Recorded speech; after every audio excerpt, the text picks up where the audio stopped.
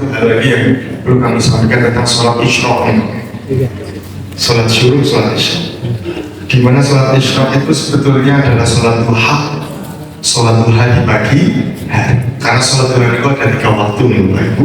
Awal waktu, tengah waktu, dan akhir waktu.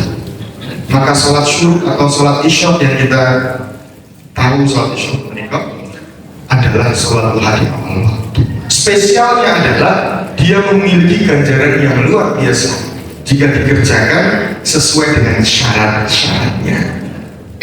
Syaratnya ketiga apa? Man sholal qiyada. Barang siapa yang melaksanakan sholat subuh fi jama'atin dalam bentuk berjamaah di masjid. Itu ini yang pertama. Waqa'ada yadhkurullaha hatta tatlu'a asy-syams. Dan setelah sholat itu dia duduk berzikir kepada Allah sampai matahari terbit. Tsumma sholat rak'atain. Kemudian sholat 2 rakaat. Tinggi. Falahu ajru hajjatin wa umratin.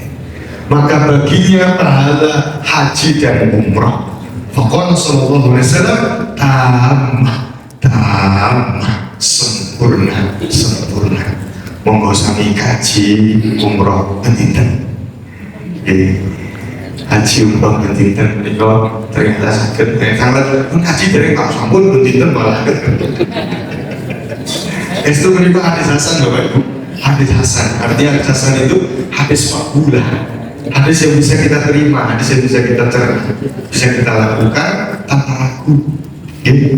Insya Allah bagian dari upaya kita. Ini kok kedah syaratnya itu nek buatan dilaksanakan, artinya nek subuh buatan jamaah. Kok ngantuk jo, layar terus bisa sampai serap nih. Ini kan buatan asal kerjaan Islam, tapi duha. Tapi yang didapatkan adalah amalan duha. Maka berbeda nih Bapak Ibu, isyraq dan duha. Nah ini sholat isyraq masih bisa berlaku, paling tidak maksimal sampai jam 7:30. Ini kami namanya satu tombak setelah matahari pertama terbit, karena kita tahu ada satu waktu yang diharamkan kita untuk melaksanakan sholat. Ini menikah awal waktu terbitnya matahari. Maka Rasulullah menganjurkan memerintahkan kita untuk memberi jarak 12 menit. Ada yang mengatakan 15 menit, bahkan agak lebih sedikit lebih baik. Tapi sudah 12 menit sudah cukup. Maka kalau kami menikah kagungan rutinan kajian syuruk dan Jumat pagi dan Masjid Al-Hidayah kurang di nomor kali keempat. Karena belum ikut yang keempat kalau ini. Yang keempat nanti pray temu itu. Nomor kita simbah marhum menikah sabun suwung belum di sini.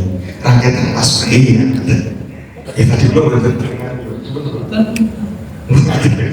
Kalau tadi sumber harum sermo tekan dengan jalan sermo tekan dengan sumber harum itu. Nah ini lebih mantap namun spray kawan dari hari kerja dan bertemu gitu. Waalaikumsalam.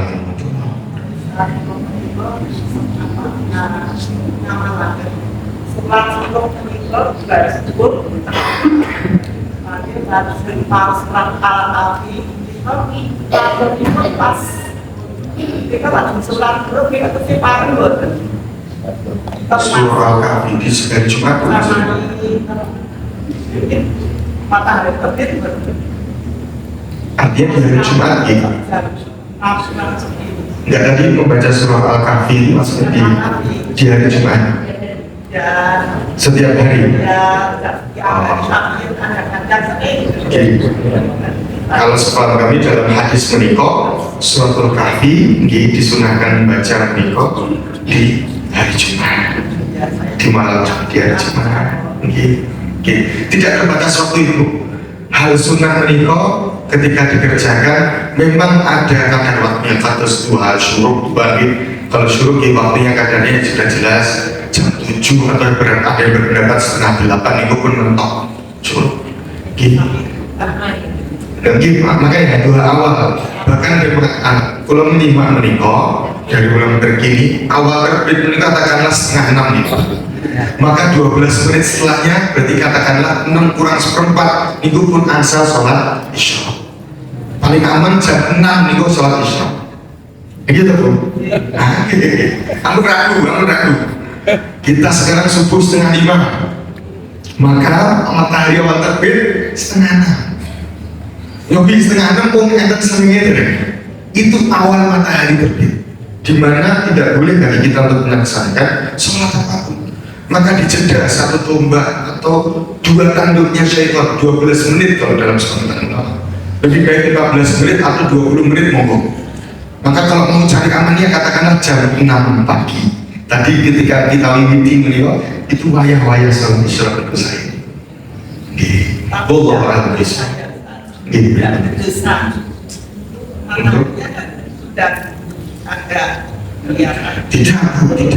ada tidak. Artinya itu sholat isya itu sholat duha. Maka kita bahas nih, sholat isya itu sholat duha di awal waktu. Betul insya Allah sami bisa kita pahami. Wallahu a'lam bishawab. Mari kita akhiri bersama. Waalaikumsalam. Aku pernah mendapatkan pelajaran itu kata itu waktu isya itu 90 menit setelah waktu subuh. 90 menit selalu. Kita Bapak Ibu saya bisa sampaikan. Menit-menit, jam-jam yang kita tahu, apakah ada di zaman Rasulullah? Rasulullah patokannya itu zaman dulu matahari. Maka dalam kaitannya sholat menikah, aqimis sholata liduluki syamsi ila ghasaqil lail wa qur'anal fajr. Inna qur'anal fajr kana masyhuda. Dirikanlah sholat liduluki syams, ketika matahari mulai menokok terbit dan tenggelam, artinya siang hari di zuhur asar. Liduluki syams menikah zuhur asar. Ila ghasaqil lail maghrib isya wa qur'anal fajr dan subuh. Wonten hotel saya pas tengah misalkan artinya menit-menitnya itu adalah perkiraan manusia, upaya ikhtiarnya manusia.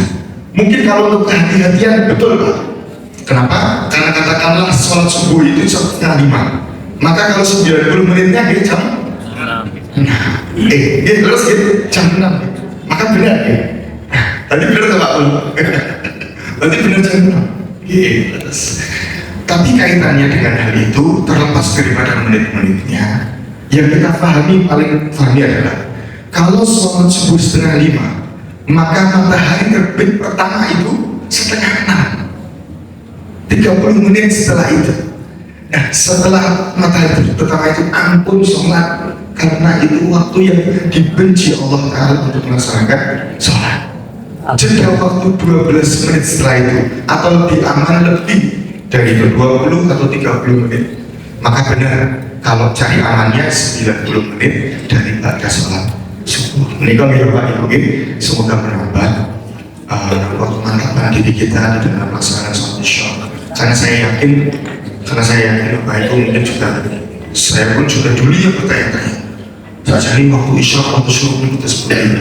Oh ternyata terjawab sudah. Artinya waktu sholat itu benar-benar didasari dari matahari. Sehingga agak repot ketika mendung Bapak Ibu, ini sing repot. Maka mau gak mau kita menggunakan jam.